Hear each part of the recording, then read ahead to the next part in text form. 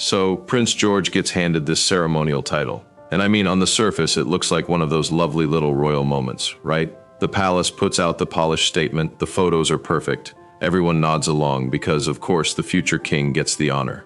But behind that entire performance, Queen Camilla reportedly just completely fell apart. And here's the part that makes it genuinely interesting rather than just sad. She wasn't upset because she dislikes Prince George. She wasn't bitter because she thought a child didn't deserve recognition.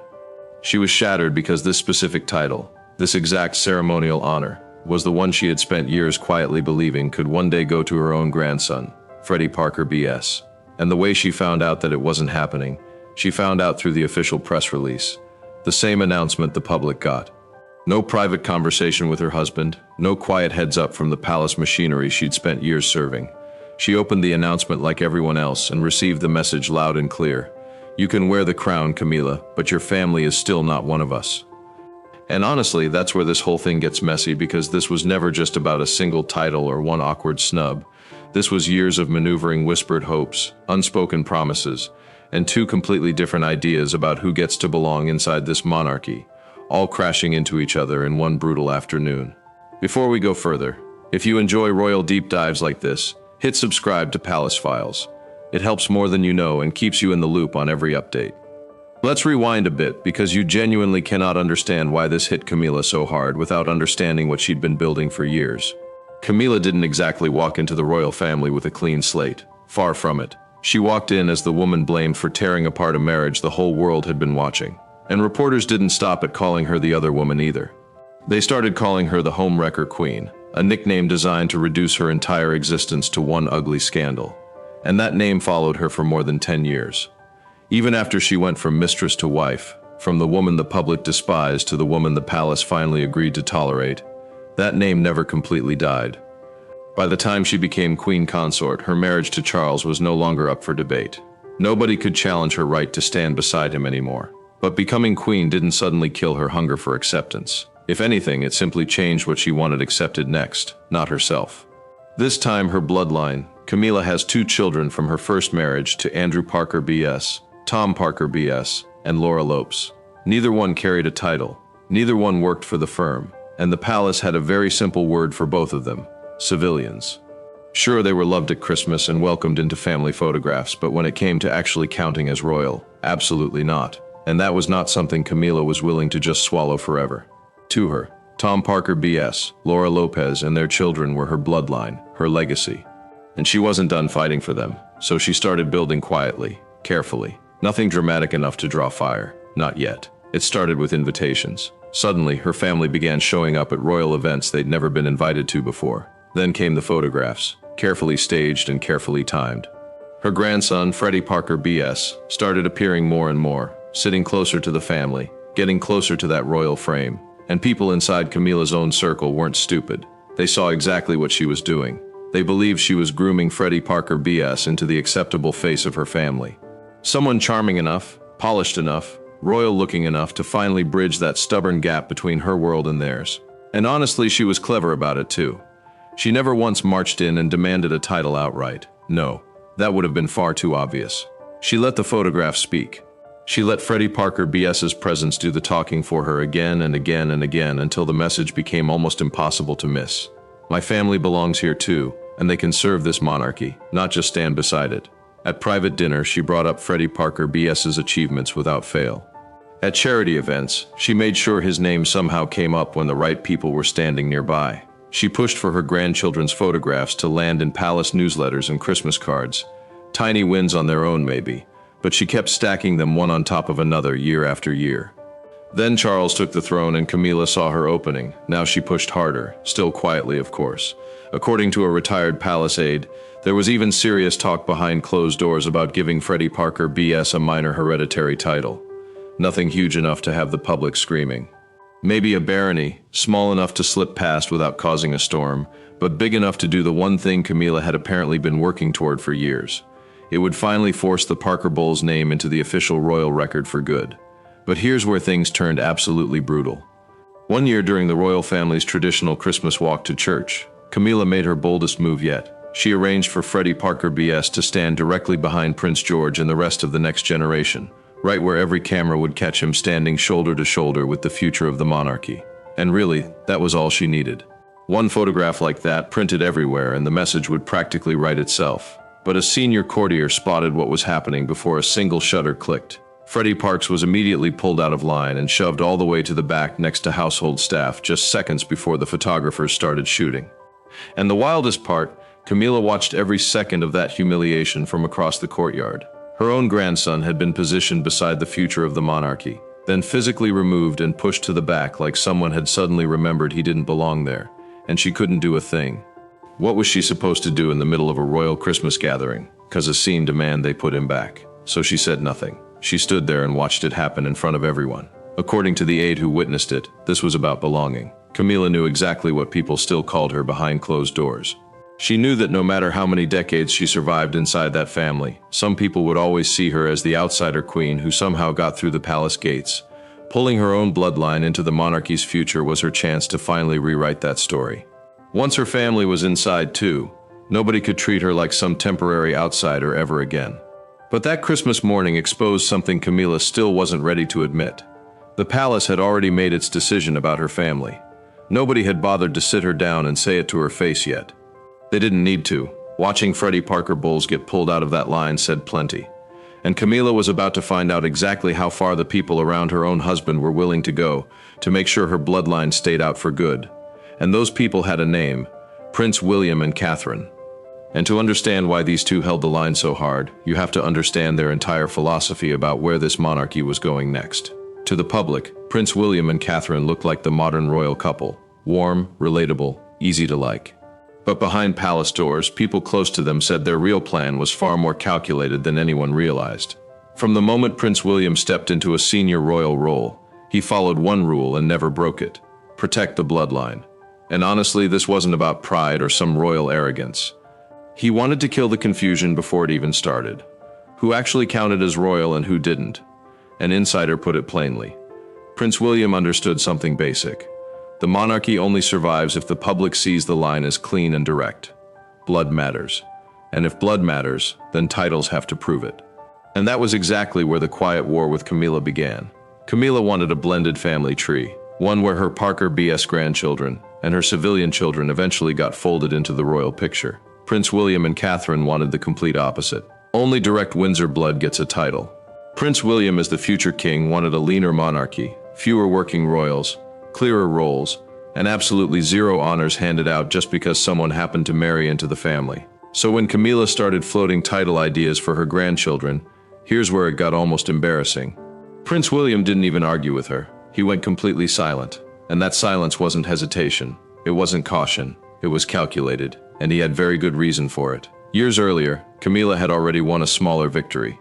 She managed to get Tom Parker Bowles and Laura Lopes greater prominence at a state event. And what did she do the second she got that win? She reportedly leaked the details to a friendly royal reporter within weeks, spinning the whole thing publicly as proof that the family was finally embracing her children. The palace was blindsided. They had to scramble out an emergency statement just to walk the whole thing back. Prince William never forgot that mess. To him, it proved exactly what would happen if he gave Camilla even 1 inch on Freddy Parker Bowles. It wouldn't stay private, please. It would be splashed across the papers within a month, dressed up as progress, and then dragged back out as ammunition for her next demand. So this time, his answer wasn't even a firm no. It was total silence. Because even responding to her would have handed her something to grab onto. And Catherine wasn't just sitting somewhere quietly feeling uncomfortable about all of this either. No, she got involved directly. When the palace was choosing photos for the annual Christmas card, Catherine personally stepped in and asked for Freddy Parker Bowles to be cropped out of the final picture. Not because of who he was as a person, but because his face sitting next to Prince George, Charlotte, and Louis would have quietly suggested a status he simply did not have. She reportedly told an aide she wasn't about to let one single photograph undo years of careful work deciding exactly who counted as a real working royal. Then came the moment Camilla truly understood just how far she'd fallen. Right after Charles's coronation, she requested a private one-on-one meeting with Prince William. Think about that. This was something she never even had to ask for with Charles because Charles always came looking for her first. But Prince William's office scheduled her meeting 3 weeks out. And then, as if that wasn't humiliating enough, they quietly folded it into a group briefing packed with other senior staff instead. She never got her private audience, not once, and that was the exact moment it hit her. Whatever special access she used to have was already gone. So for years, Camilla kept pushing, and for years she kept getting resistance, until eventually she wasn't even getting that anymore. She was getting nothing. A former aide said Prince William never needed to argue his case out loud. He simply let the stillness answer for him. Catherine had her own reason to stay firm too. And again, it wasn't personal dislike, it was optics. In a world where every single royal move gets ripped apart online, handing formal honors to step-grandchildren would have screamed favoritism. And favoritism is exactly the kind of public relations disaster the palace did not need. So when Prince George was finally handed the ceremonial title reserved only for future kings, the very title Camilla had spent years hoping would somehow go to Freddy Parker Bowles instead. This wasn't just some announcement. Oh no, this was the answer. Loud, public, and impossible to twist. It told everyone exactly who the monarchy's future belonged to. The Windsors, not the Parker BS line. Staff said Prince William knew precisely how Camilla would react when she heard the news. And he made zero effort to soften that blow. None. He believed it was better to be brutally direct now than keep stringing her along with false hope for another year. A source close to the family said it best.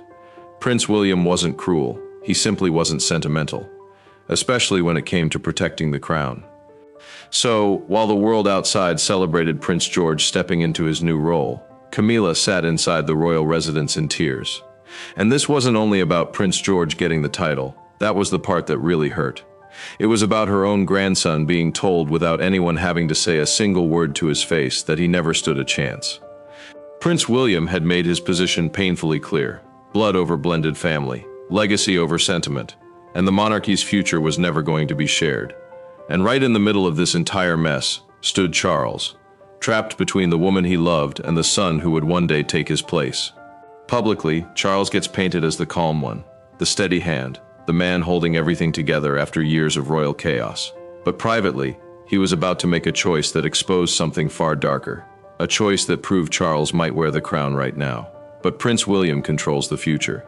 And apparently that future has absolutely no room in it for the Parker BS family. Here's the thing though, for years Camilla leaned on Charles to help push her family forward. She never stormed into a room demanding anything outright. No, she expressed her wishes quietly, hopes really. Maybe a title for Freddy Parker Bowles one day. Some kind of formal recognition that her grandchildren actually belong close to this family. And Charles, ever the diplomat, always had the perfect little answer. Waiting, we'll find the right moment. He told her that more than once. Well, then the actual moment arrived. The real decision on whether that ceremonial title would finally go to Freddy Parker BS. And suddenly, Charles was standing at a brutal crossroads. To stay give Freddy Parker BS the title and risk an all-out war with Prince William, or hand it to his own heir and completely shatter his wife. In the end, Charles chose the crown because honestly, when it really comes down to it, he always does. Sources say he hesitated first though. He didn't just roll over immediately. Charles reportedly proposed a real compromise. And this wasn't some vague little gesture designed to make Camilla shut up either. He suggested reviving an old dormant honorific, one last used generations ago for a distant relative who was never even in line for the throne. No land attached to it, no income, no claim to succession, nothing. Freddy Parker BS would simply get to carry a royal-sounding style at official events without touching the actual peerage system at all. Charles practically built the thing so Prince William could say yes without surrendering a single thing that actually mattered. Prince William said no anyway. He saw it as something that could quietly poison the image of the royal bloodline for generations if he allowed it through even once. And Charles, a man who had spent his entire reign fighting to keep this modern monarchy stable, finally caved. Here's the moment it actually happened. Charles called in his private secretary and told him to draft the announcement naming Prince George as the one receiving the ceremonial title. The same title Camilla had spent years hoping would go to Freddy Parker BS. Then, completely unprompted, he added one more instruction. Make sure Freddy Parker BS name, or any mention of an alternative title, never appears anywhere in the briefing materials. Camilla wasn't told any of this was happening. She didn't even know a draft existed. A palace insider later confirmed Charles simply didn't want to fight his son. He understood that defying Prince William would mean declaring war inside his own household. Father against son, king against future king. And when the choice finally landed in front of him, Charles wasn't willing to go there. Now, the event itself was supposed to be small. To the public, it looked like a charming little glimpse into Prince George's future. To the palace, It was a clean media win during a rough stretch. But to Camilla, it was devastating.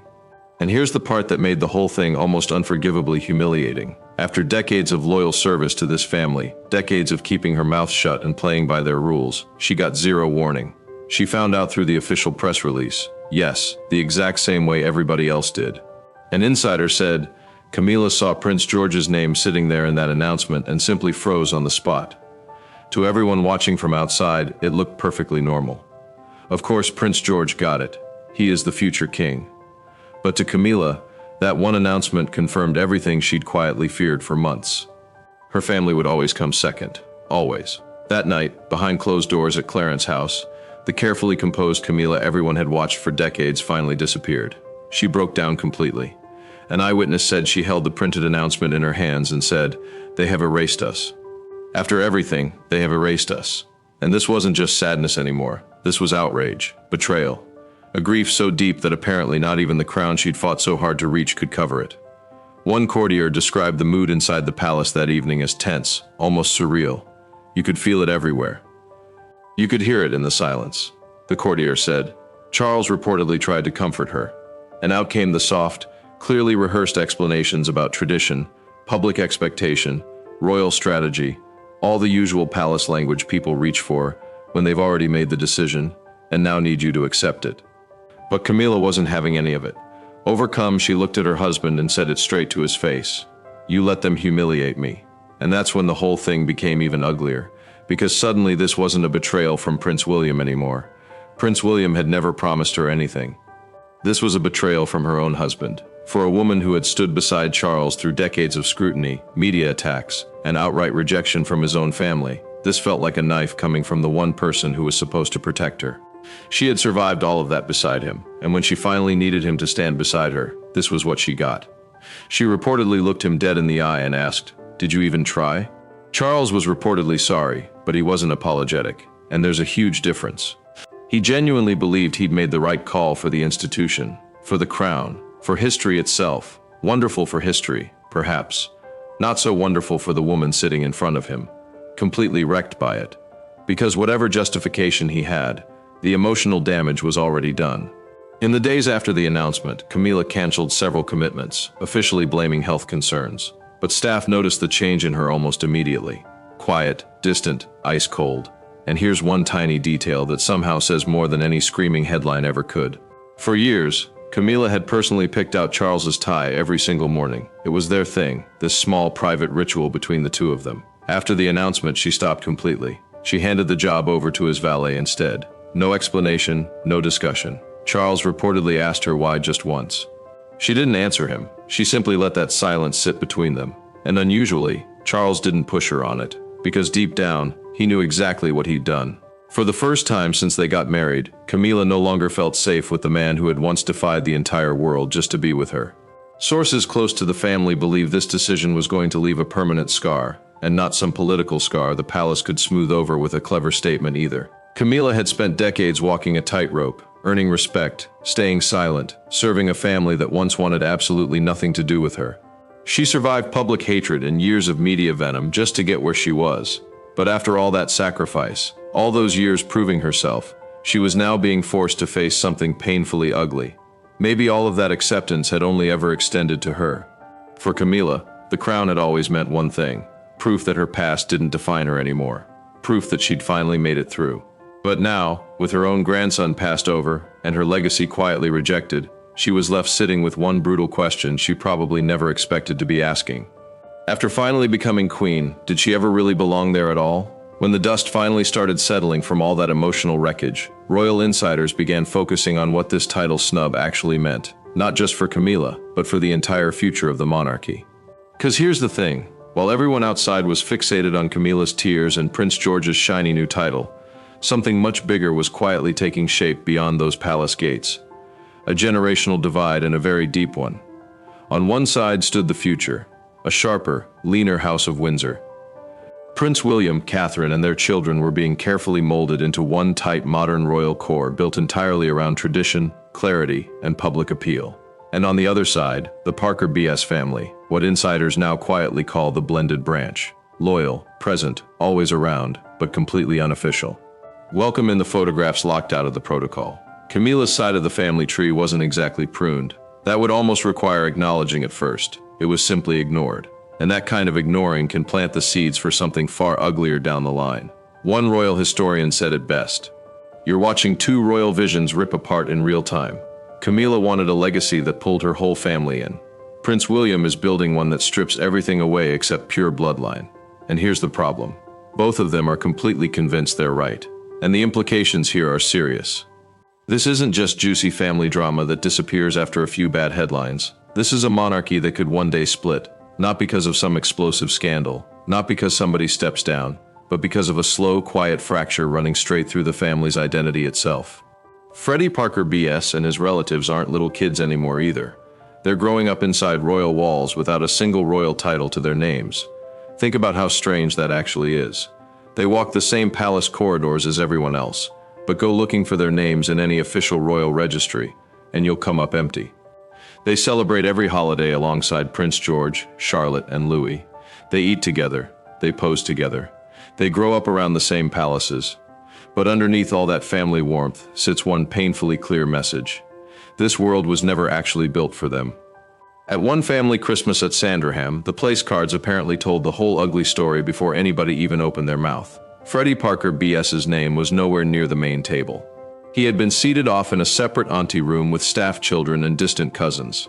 Close enough to see the dining room, but not actually inside it. And that year, Freddy Parker Bowles was finally old enough to understand exactly what that seating arrangement meant. He turned to his mother, Laura Lopez, and asked her straight up why he wasn't sitting with Prince George. And really, what was she supposed to tell him? She didn't have an answer.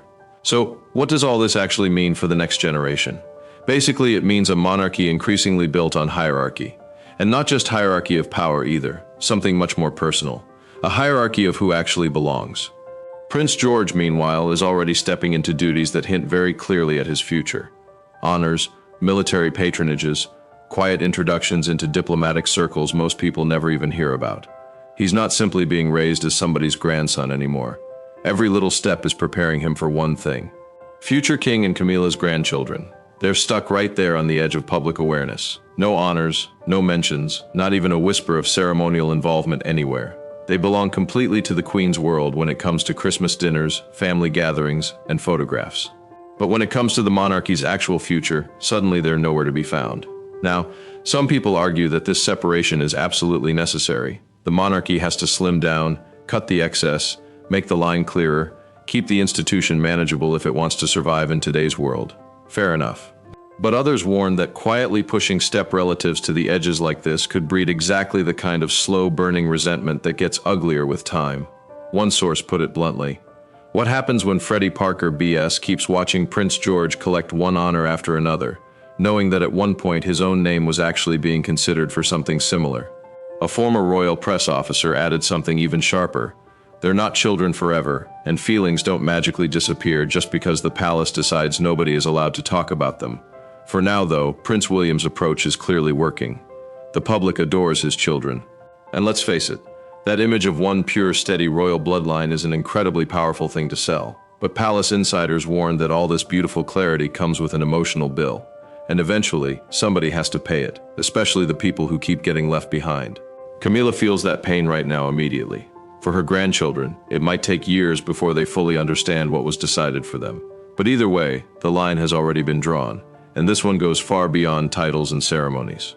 It runs straight into hearts and straight across generations. The monarchy's future is going to be entirely Windsor-centered. Full stop. That argument is basically over. The real question left standing is what that kind of purity actually costs. And the answer could be painfully simple: a family divided permanently. Because for Camilla, the crown was honestly never just about personal glory. It was redemption. After years of being mocked in public, whispered about behind closed doors, and blamed for one of the most notorious love triangles in royal history, the crown was proof that she'd finally survived all of it. She fought hard for a place at the very heart of this monarchy, and eventually she got it. But she apparently never imagined that the same institution she'd spent years clawing her way into would one day turn around and quietly shut the door on her own family. Camilla had genuinely hoped her grandchildren would benefit from everything she'd sacrificed. She believed that if she carried the crown with grace through decades of conflict, humiliation, and public hatred, Maybe she could clear a little path for her own bloodline too. Not equality with the Windsor, never that. She wasn't asking for Freddy Parker BS to suddenly stand beside the heir to the throne as an equal. She wanted something much smaller, some symbolic respect, some recognition that her family belonged somewhere inside this new modern royal court. Instead, she got silence. And then she got flat rejection. The ceremonial title handed to Prince George wasn't just some harmless formality anymore. It became a declaration, one that locked in the monarchy's unshakable commitment to bloodline over connection. And with that one decision, years of quiet hope Camilla had been nursing behind those palace walls were crushed. Her own position is secure now. Sure, nobody is taking her crown away. But that security comes with one deeply humiliating catch. She's completely isolated. She'll keep standing beside Charles at every ceremonial event. She'll smile for the cameras. She'll wave from the balcony. She'll look every inch the queen. But underneath all of it, she'll know that as far as this institution is concerned, her legacy ends with her. The Parker Bowles name will never be written into royal history. Her grandson will never bow in ceremony. He'll never be announced with any grandeur. He'll never carry the weight of a title, not even one she would have gladly split with the Windsor themselves. And that pain she carries completely alone. Because in this new royal era, Camilla might wear the crown, but Prince William and Catherine shaped the throne, and their monarchy has made one thing painfully clear. There is zero room for blended families, sentimental exceptions, or special little favors because the queen happens to want one. Camilla pictured a legacy. Instead, she was left holding one brutal truth. She may be queen, but her family was never royal.